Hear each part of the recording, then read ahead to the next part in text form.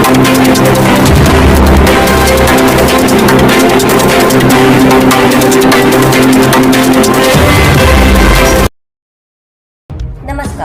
आप देख रहे हैं आरपीएस समाचार। मैं हूं अलका आपके साथ। देश दुनिया की तमाम बड़ी खबरों को जानने से पहले आइए रुक करते हैं आज की खास खबर की।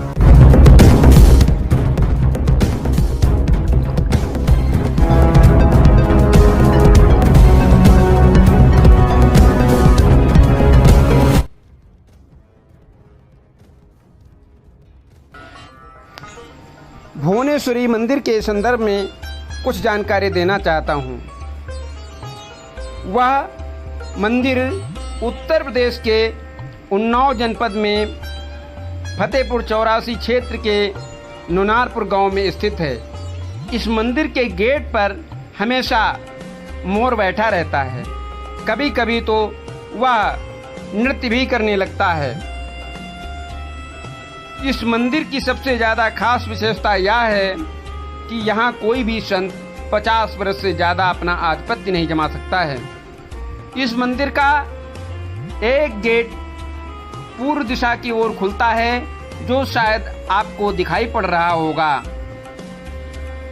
यहाँ पर बहुत से भवन निर्मित हैं और कुछ अर्धनिर्मित हैं। यहाँ पर पहले से राम गोपाल जी महंत पहले से उपस्थित हैं। पिछले 3 माह पूर्व यहाँ पर नीरज ब्रह्मचारी जी आए हुए हैं, जिनको उन्होंने राजगद्दी या कह सकते हैं यहाँ की गद्दी सौंप दी है।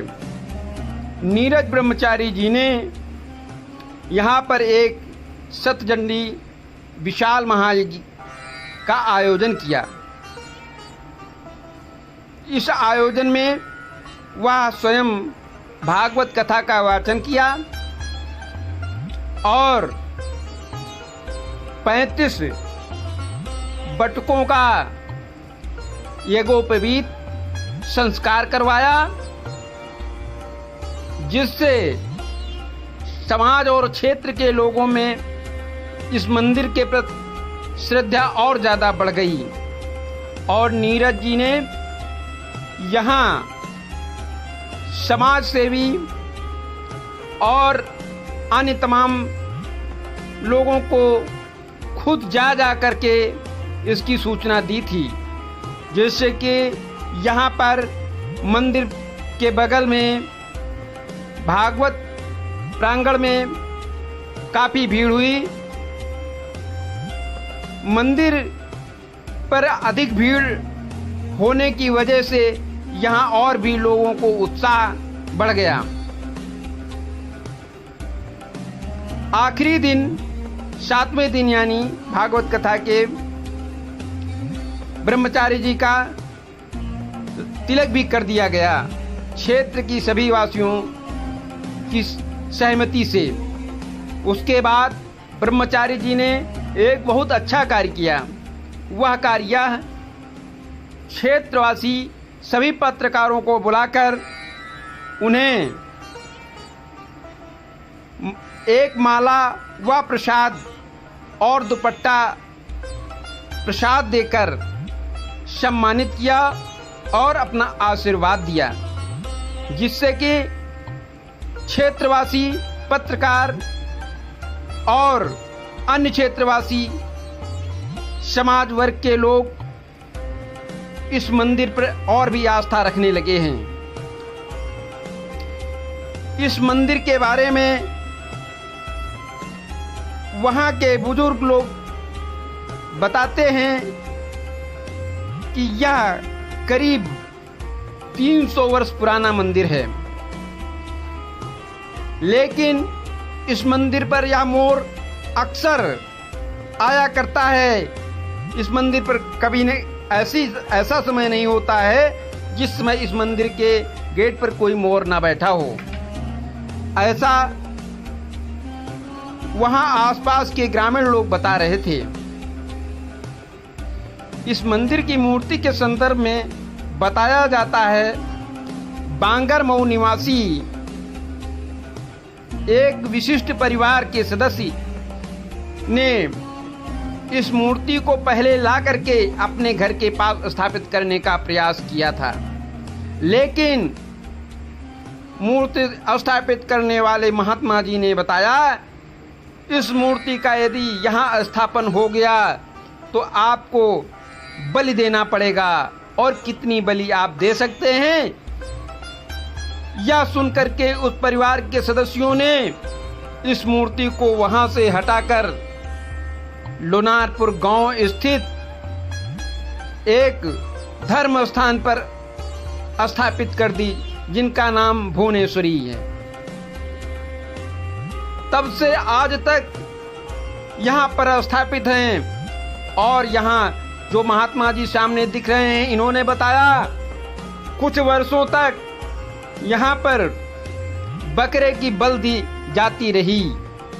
उसके बाद सन्यासियों ने अपना आधिपत्य जमा लिया और बल देने की प्रथा को बंद करा दिया, और जायफल फल की बल देना शुरू कर दी गई।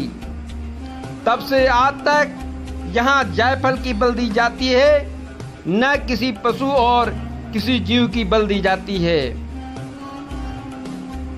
इस मंदिर में बहुत सी ऐसी विशेषताएं हैं जो महात्मा जी ने बताने से मना कर दिया, और उन्होंने कहा कि इस मंदिर की विशेषताओं को जानना बहुत आवश्यक नहीं है। सामने जो दिख रहा है यह मंदिर माँ भुवनेश्वरी जी का है, और जो यह मूर्ति दिख रही है आपको सामने, ये साक्षात माँ भुवनेश्वरी हैं। इन माँ भुवनेश्वरी की कृपा से इस गांव में अकाल और सूखा किसी तरह की कोई दिक्कत गांव के लोगों के अनुसार नहीं होती है।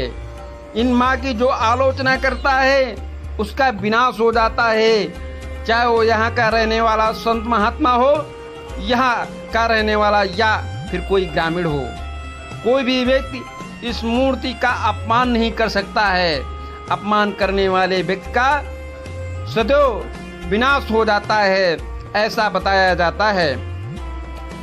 यहाँ आने वाले नए संत ब्रह्मचारी नीरज जी ने बताया कि इस मूर्ति और इस स्थान को मैं सुसज्जित और आगे प्रचार प्रसार में बढ़ा दूंगा, और यहाँ पर घर के मंदिर के बाहर जो कच्ची दीवारें दिख रही थी उन दीवारों को पक्की करवा देंगे, और यहाँ का विकास अधिक हो जाएगा।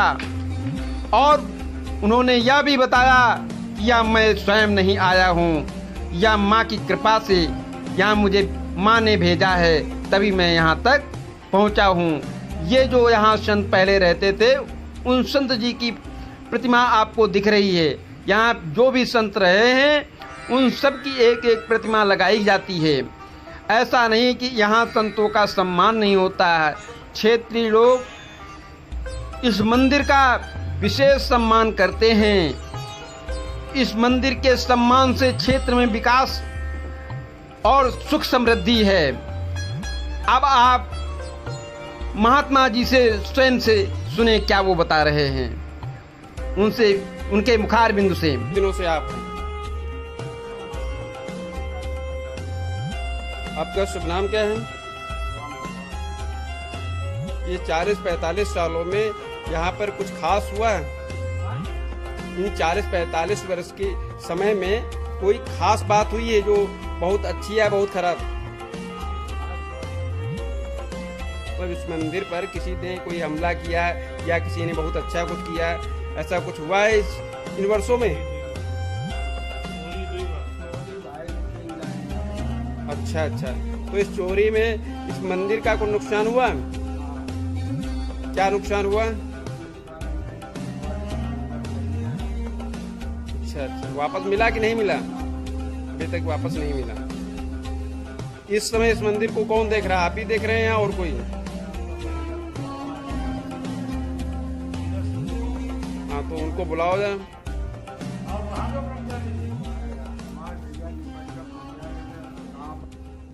आपका शुभ नाम क्या है?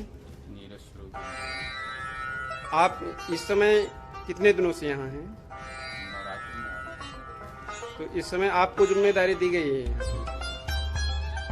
वैसे मूल निवासी आप कहाँ के हैं?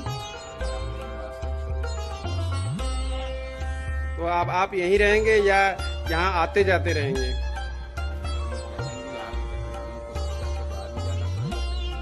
अच्छा अच्छा। तो यहाँ कुछ नया करने के लिए आपने सोचा या जैसा चल रहा था जो वैसा ही चलेगा? हर व्यक्ति अपने आकर के नया करता है, वो नया पुराना हो जाए या पुराना नया हो जाए। हाँ नहीं, मेरा मतलब है कि जो जैसा चल रहा था, जो गतिविधियाँ यहाँ चल रही थी वैसी ही रहेंगी या उसमें कुछ परिवर्तन होगा? प्रत्यक्ष में है और बाकी इससे अच्छा ही करने का प्रयास करेंगे। यहाँ पर हम बात करेंगे परिवर्तन आए हैं। उसके बाद करना ये थी कि इन्होंने एक नाटक में बड़ी सी कहानी ये भी बनाया। जी। व्याख्यान स्वयं दिया, यज्ञ में सामग्री पुरोहित बनाए गए, उसने निर्धारण किया और लगातार यहाँ और भी कोई राजनेता भी कुछ लोग इस मतलब मंदिर में भाग लेना चाहते हैं, लेते हैं? उसका पूर्व का तो नहीं मालूम। नहीं, वर्तमान की बताएं, पूर्व की। वर्तमान में है तो अभी तो कोई नहीं है। अब फिलहाल राजनेता हो या कोई व्यक्ति हो, मंदिर सबका है, माता जी सबकी हैं। कोई भी आकर के मंदिर के लिए अच्छा करने